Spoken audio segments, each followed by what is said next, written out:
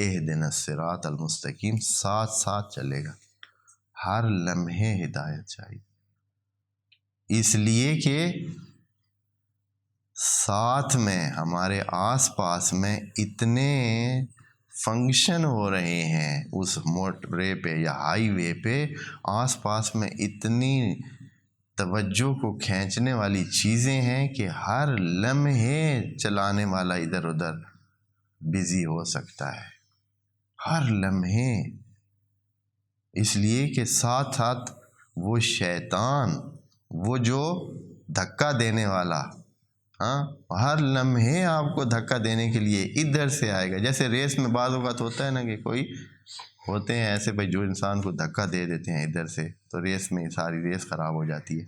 تو اس نے بھی قسم کھائی ہوئی ہے، قرآن میں شیطان کی قسمیں کتنی موجود ہیں کہ اس نے، اور قسم بھی کچھ سادہ تھوڑی ہے، اللہ کے سامنے معاہدہ کیا، جیسے کانٹریکٹ ہو اللہ کے ساتھ، اس کا بیٹھ کے بھائی اللہ کے ساتھ اس نے معاہدہ کیا کہ میں یہ کروں گا، اور اللہ نے بھی اوکے کیا، ٹھیک ہے جاؤ جو تمہیں کرنا ہے کرو۔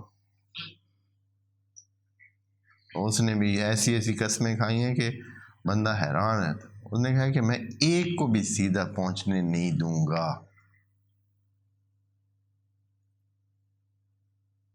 پہنچنے نہیں دینا ہے، آخر اپنی منزل تک نہیں پہنچنے دینا ہے۔ خدا کریم نے کہا ہے کہ میرے جو مخلص بندے ہیں اس پر تیرا کچھ بس نہیں چلے گا۔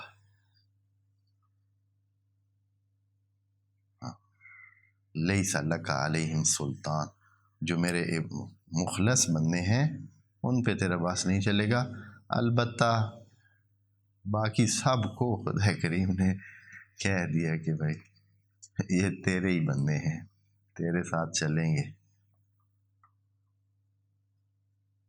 ایک قسم کا کہہ دیا، جب مخلص صرف نکال لیے تو مخلص کتنے ہیں؟ مخلص کہا، مخلص نہیں کہا۔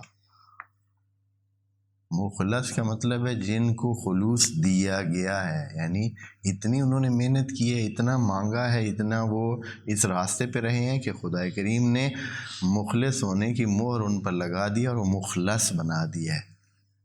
مخلص وہ جو کوشش کرے اخلاص کی، مخلص جو بن گیا وہ خالص۔ تو خدا کریم نے مخلص کہا ہے، مخلص نہیں کہا۔ ایسی سادہ چیز نہیں ہے، اس کے چنگل سے نکلنا بڑا ہی مشکل ہے۔